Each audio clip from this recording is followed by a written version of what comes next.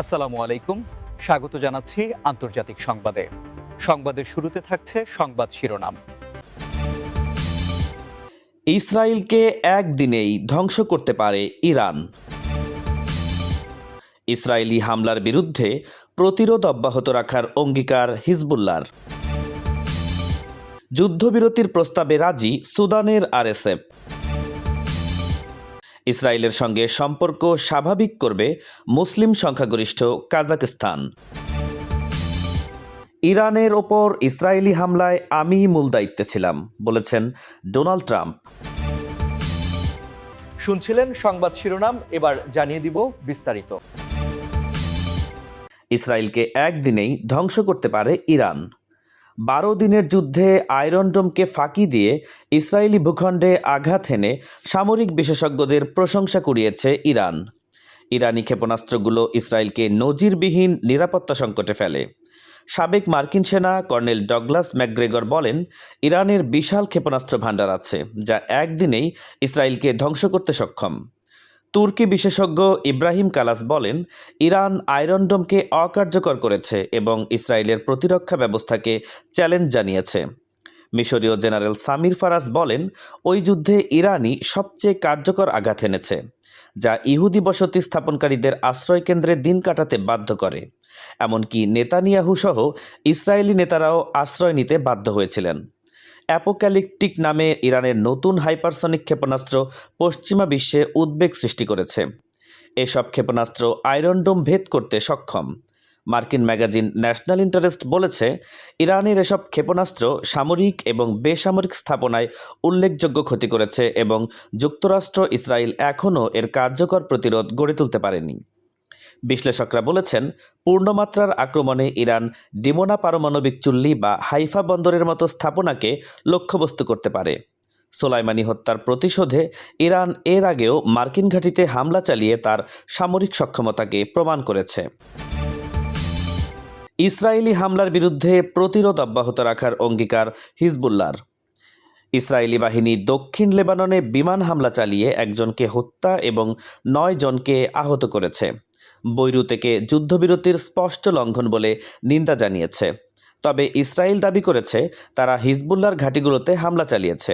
তবে হিজবুল্লাহ বলেছে তারা যুদ্ধবিরতিতে অঙ্গীকারবদ্ধ, কিন্তু আগ্রাসন চললে তারা নীরব থাকবে না।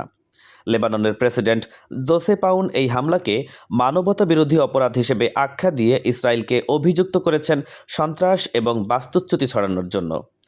টাইরের তুরা এলাকায় এক লেবাননি নিহত এবং 8 জন আহত হয়েছেন।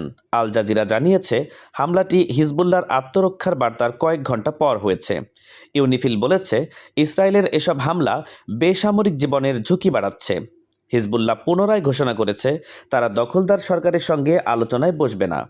2024 সালের সেপ্টেম্বরে নেতা হাসান নাসরুল্লাহর হত্যার পরও দুই দেশের উত্তেজনা অব্যাহত রয়েছে। যুদ্ধবিরতির প্রস্তাবে রাজি সুদানের আরএসএফ। প্রায় 2 বছরের গৃহযুদ্ধের পর যুক্তরাষ্ট্র নেতৃত্বাধীন কোয়াডের যুদ্ধবিরতি প্রস্তাবে রাজি হয়েছে সুদানের আধা সামরিক বাহিনী আরএসএফ। বৃহস্পতিবার 6 নভেম্বর এক বিবৃতি প্রস্তাবে সম্মতি জানিয়েছে তারা।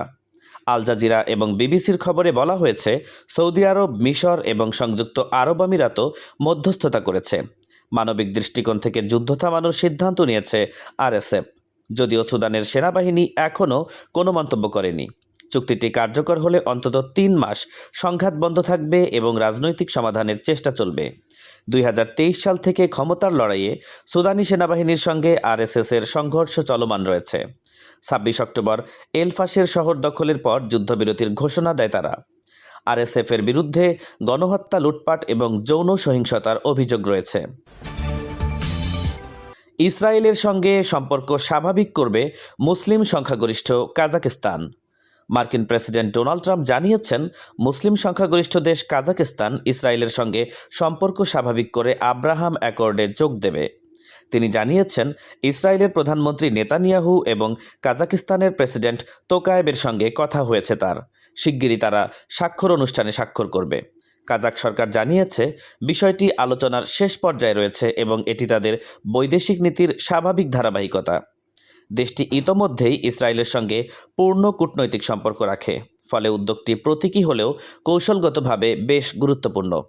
যুক্তরাষ্ট্রের পররাষ্ট্রমন্ত্রী মার্কো রুবিও বলেছেন, এটি কেবল কূটনৈতিক নয়, বরং অর্থনৈতিক এবং উন্নয়নমূলক অংশীদারিত্বের চুক্তি।